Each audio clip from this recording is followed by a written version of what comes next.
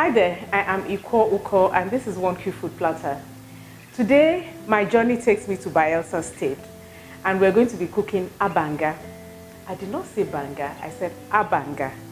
And abanga is basically plantain pottage cooked the way the people from Brass and Nembe would cook it. And this, you'll see how this goes. But you know, for me, I find that there's so many commonalities in the way we cook in our dishes. We call it different names. Sometimes we jam everything into one pot. Sometimes we separate, you know, the different departments of this pot into different plates. But at the end of the day, I guess when it gets to the mouth is saying, tastes like the same thing anyway. So let's go with abanga today. Plantain pottage of some sort. So the ingredients we need are unripe plantain. Unripe plantain, because you see, when the plantain is ripe, you don't get, it does not thicken.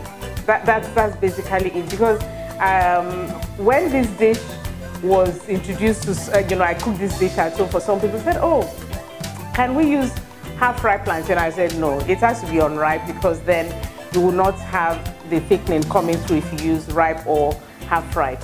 We also need seafood. Of course, it's Bayelsa State. The Atlantic Ocean surrounds them, so they have a lot of seafood. Today I'm using fresh croaker, I'm using hard shell prawns, and I'm going to add a bit of smoked fish. The smoked fish is, in essence, to give me that flavor that I need. Some dry pepper, seasoning, and then my own twist. Some people actually do that also in Bayelsa. I'm going to be using the African nutmeg, or what we generally call ehuru.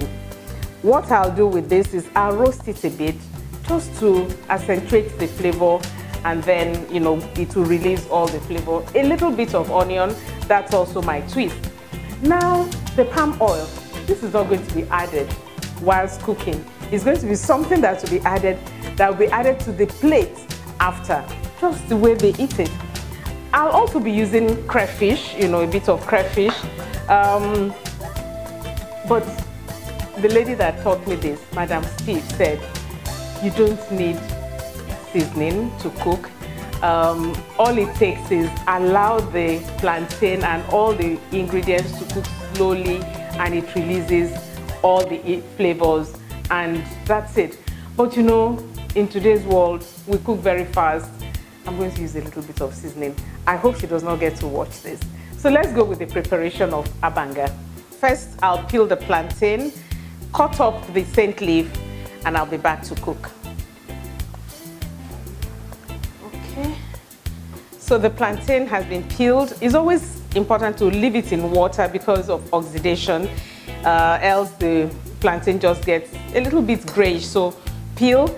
I like to scrape off the little skin on top a bit because that's also what causes browning. Soak it in water and, you know, wait to get onto that. So in the meantime, I'm going to burn my spice. I like burning my spices because it releases the flavor much more than if you don't burn. But of course, you can do without burning your spice. But I'll do that. Just I need a few here. So this does not want to settle. Okay, so we just put on the heat and allow the spice to release the oil, and then we'll just get it off. And so you see it starts to burn. I don't want this to darken at all, so just a little bit of the burning is fine. And then I'll just put that in the mortar and pound, or you could put it in the dry ingredients part of the blender and blend. Okay. So, you know, but for something like afiaifere, which is white soup in my place, I would burn it even more to give it that dark color. But for here, for this dish, I just, you know,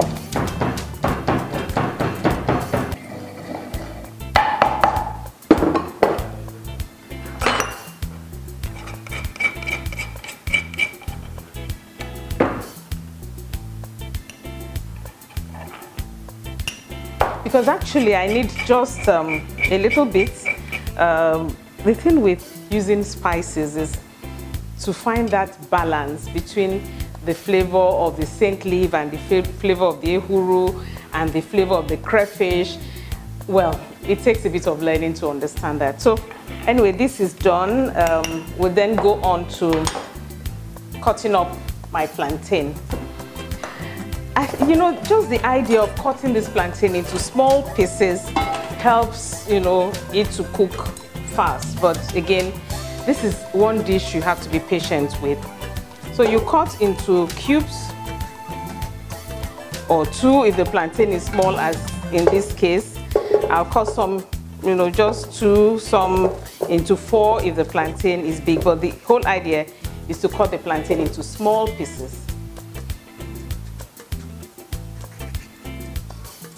I emphasize again, it has to be unripe plantain.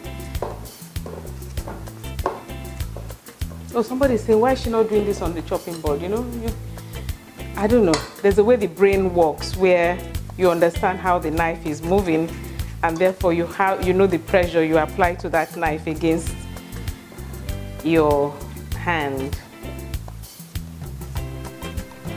So for today, I was not able to find large plantain in the market, but yes, we'll make do with this. I also noticed that when it is freshly plucked or harvested plantain, it is quite different from the ones we buy in the market. You know, sometimes when you cook that is freshly harvested, the texture is just like yam, you know, when you cook it. So I'm done with that. So we'll put this away and add some water. So I'll add water to the plantain, enough to cover the plantain. But you know, as we go on, we might just need to add a little bit more. I add a little salt. And at this point, you know, I'll add the smoked fish because I'm looking for flavor here. But the smoked fish in this case is not the main protein. This is just to add flavor. And I'll add a little bit of pepper because I'll correct the pepper later on, just a little bit, and start to boil. I think I'm actually going to add a little bit more water again, just to cover the plantain and allow it to cook very well.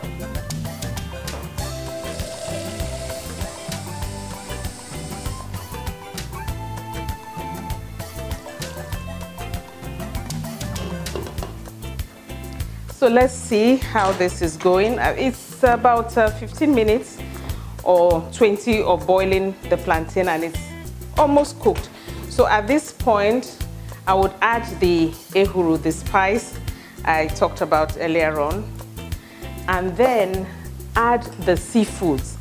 You know, at this point is to lower the heat because we need to cook the seafood on low heat. We add the fish and add the water and the prawns, because that's what hard shell prawn, that's what I'm using for today's dish. You can add crab if you want. That. I would add just a little bit of salt again to season the fish and allow that to cook, because what then happens is, as you can see, we have enough water to have the pepper soup that we'll take out of this. By the way, let me just put a little bit of pepper again on top to season the fish. So we allow that to cook gently. I'll take out the fish and then we continue cooking the plantain on it until it is very soft, and we can then mash it up a bit to have a thick plantain pottage. So let's allow the fish and the prawn to cook. So I think the fish is ready. It's been cooking for like 15 minutes. So what we do, we take out the fish and the prawn and some soup, because we need some pepper soup to eat with this. So I scoop out the soup and take out the fish gently. I want to break the fish.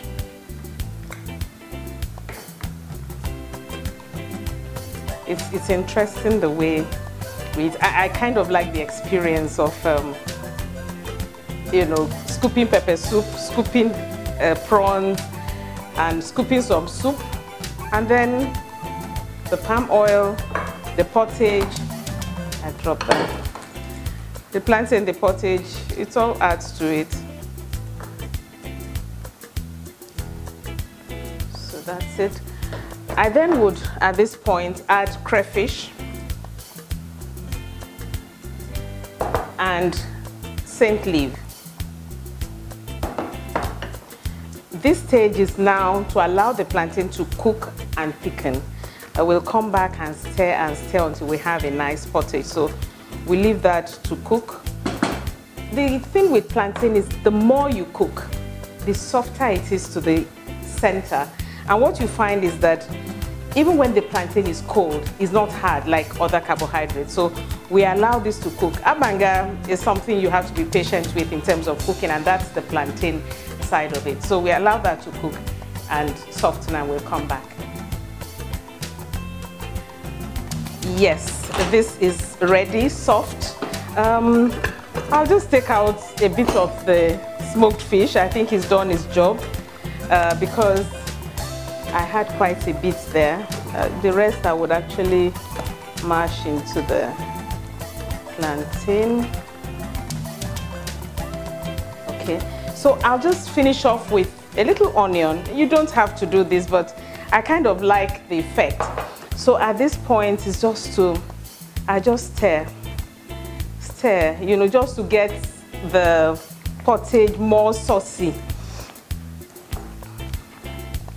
As you can see, it's thickened, and the plantain is quite soft, quite soft.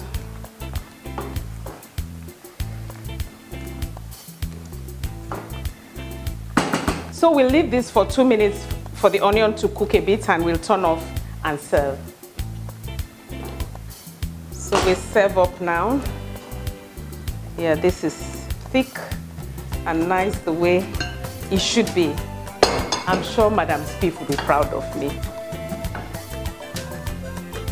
It's like I said, with the FX, you do everything in one pot and add oil. But with the people from Bayelsa, it is serve them separately, add the oil at the end. And I must say that the taste of the fresh oil is a bit different and quite nice, but it has to be really good oil. Like we say in Nigeria, oil from home. I'm going to be tasting my abanga here. So the way it works is, okay, let me cover that so it's not cold, is that I'll serve my pepper soup as well. Remember, I took this out before the plantain became thick. And add one prawn for myself. I just like that pink reddish color.